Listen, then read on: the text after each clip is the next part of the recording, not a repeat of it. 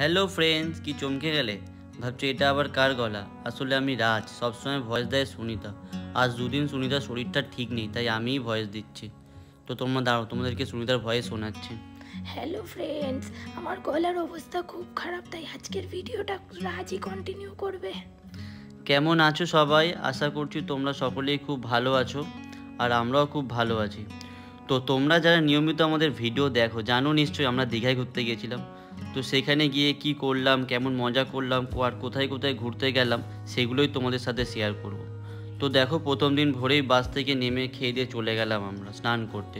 আর প্রথম দিন দেখো সুনিতাকে এখানেই কালো কালো লাগছে, আর এই ওখান থেকে এসে ঘরে তো ওকে আর চেনাই যাচ্ছে না যে এটা সুনিতা না অন্য কেউ, পুরো কালো ভূত হয়ে গেছে ও।